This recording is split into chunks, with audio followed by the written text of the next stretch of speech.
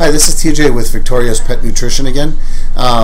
Today I have a topic that is going to apply to pets and people.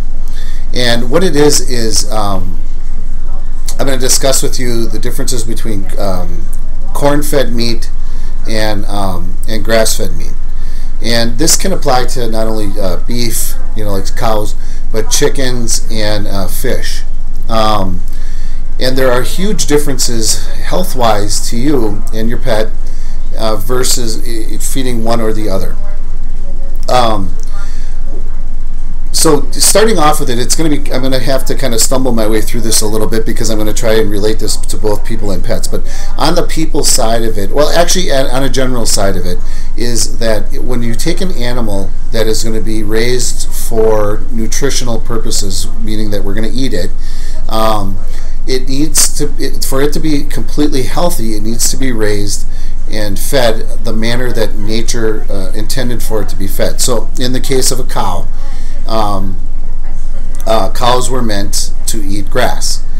They were not meant by nature to eat corn. Now, a lot of corn-fed cows get very ill and are susceptible to a lot of disease and stuff, and that's why they're on antibiotics through a lot of their life. Where on the other hand, a grass-fed cow is very healthy and very rarely ever gets sick and needs to be treated for any kind of disease or be on any kind of an antibiotic. When you apply it and look at it as salmon, when you go to the grocery store and you see wild salmon or you see farm-raised salmon, the main difference is farm-raised salmon a lot of times is going to be fed corn. Where the wild salmon is going to eat, their main source of nutrient is going to be krill, which are like little shrimp. And that's what gives salmon that really nice deep orange look. Most farm-raised salmon comes out white like a haddock or a cod. And the reason that is because they're not eating krill, they're eating corn. So they have to dye the salmon and give it that orangish color that normal salmon, like natural salmon would have, so that you don't go to the grocery store and see white salmon and be like, well, why is that white? The other thing you'll notice too is if you go and shop for wild versus farm-raised salmon, you're going to notice the wild salmon is always a deeper orange than the farm-raised salmon. So how does this affect your health? Now, when it comes to the omegas in your food, so you have your essential fatty acids, which are going to be your omega-3s and your omega-6s. The reason they're essential is your body cannot produce those on their own. You have to get these in through your food intake. Now, both of them are necessary, and but one of them can be harmful when there's too much, and that's the omega-6. Omega-6 is an inflammatory omega, meaning that it causes inflammation in the body. Now, to some degree, you need inflammation. Like if you sprain an ankle or you cut yourself, things like that, you want inflammation around that wound and injury to help it heal, but also secure the injury and things like that. But you want that acutely, meaning that you want that inflammation to come, do its job, and then leave. When it becomes chronic, meaning that inflammation is constantly in your system at all times, it gets very systemic, meaning that you may have an infection. How do I say this? If you're eating a food like an omega-6 food, a high omega-6 food, where it's constantly causing inflammation, it's going to cause inflammation throughout your whole body, meaning in your brain, in your heart, in your leg. It's not just going to target one area, because you're constantly taking in that inflammatory agent. Now the omega-3s, on the other hand, are anti-inflammatory, and meaning that they're going to take inflammation away. So those are really good, and you really can't go too high on omega-3s. I suppose that's kind of a bad statement, because even anything that's really good for you can do too much. But within reason, it's much more difficult to get omega-3s than it is 6s. When you go online and look at the list, and I'm not going to put the list here because it's very lengthy, but if you just go online and Google foods that have omega-3 and foods that have omega-6, you're going to see a very long list for omega-6 and a very short list for omega-3s. And the omega-3 foods mainly are going to be like salmon is very high. You're going to notice like flax is very high. Now, there are varying differences on flax. Some people feel that humans don't absorb flax, and so it's not really a good source of omega-3, because basically it's going to pass through your system and you're not going to absorb the omega-3 from the flax anyways. And like fishes like mackerel, sardines, salmon are going to be your main omega-3 foods. Now you're going to notice some nuts that are going to have high amounts of omega-3, but they also have high amounts of omega-6. So you got to kind of look at that ratio. And the ratio you shoot for is like a 4-to-1 ratio, meaning at most you want 4 parts omega-6 and 1 part omega-3. If you can get that ratio lower, like a 1-to-1, that's ideal. So, but it is difficult to do. So when it comes to beef, when it comes to salmon, when it comes to any meat that is fed a non-specific, natural specifically diet, meaning that it is eating away from what nature intended. So when you feed a cow corn, it drastically changes the omega-3 to 6 ratio. And what it does is it makes the 6s very high and it makes the 3s very low. So the ratio, it gets as high as 20-to-1, which is bad, which makes beef bad for you because it's an inflammatory food now. Same thing with salmon, same thing with chicken. Okay, so, but when you feed that animal the way nature was intended, it will, like in a sense, for instance, in a cow, if you feed a cow grass throughout its life, it will bring the omega ratio down to 3-to-1, meaning 3 part 6s, 1 part 3, which is ideal and perfect, making beef now healthy. So you've got corn-fed beef on this side, 20-to-1, grass-fed beef, 3-to-1. Corn-fed beef is unhealthy. It's going to cause inflammatory responses in the body, and grass-fed beef is going to be 3-to-1, and it's going to be very healthy for you, and it's actually going to be anti-inflammatory in the body. And as we go along, I will be bringing out more and more information about fats and the dangers of eating a low-fat diet versus a high-fat diet. And just as a tip, it is more dangerous to eat a low-fat diet than a high-fat diet. And we'll address things like sugar and such like this, and really where sugar is the main culprit of most diseases, including heart disease. But going back to the beef and grass-fed versus corn-fed thing, so what happens here is most people are eating corn-fed beef because most beef is corn-fed. You go to the grocery store, you go to McDonald's, you go to a restaurant, and you have beef, you're more than likely getting, unless it specifically says grass-fed, and very few restaurants even offer that because the expense of a grass-fed cow is much more than a corn-fed cow. You're going to be eating corn-fed beef, meaning that you're eating beef that is no longer good for you anymore.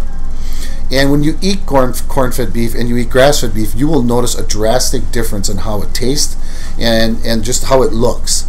Corn-fed beef will be almost dry, and it will have kind of a flavorless feel to it. Where when you eat a grass-fed beef burger or steak, you're going to notice that it's a little more oily, but it's good oily.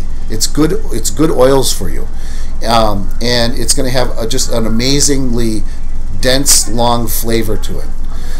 Okay, so the other thing you got to look at, and this is where it kind of crosses over to pets, is that, for instance, I'll give an example with our bulldogs. Fergie and Lulu, and customers of our store know, who they are. We've had, major allergy issues, as most bulldogs tend to have, and we just, for the life of us, could not figure it out. It seemed like, especially Fergie, our younger one, was having allergies to almost everything. And it didn't matter what kind of meat source we were using. Eventually, she would develop an allergy, get hives, hot spots, and we could not get around it. We were treating it without really curing it. And we went in and actually finally, after a while, had an allergy test done through a veterinarian, and it showed that all of the things that we thought she was allergic to, like beef and chicken and various other meats, she wasn't allergic to. But the one thing she was extremely allergic to was corn. And we and I remember we were sitting in our office, we could not figure this out. We were like, this is just strange. Why would she be so allergic to these beef and chicken, especially when we feed it to her? She has a huge allergic reaction, but on paper it says she's not allergic to it. It just doesn't make any sense. And then all of a sudden it dawned on me, what if the cow that we were feeding her, the beef we were feeding her, was fed corn?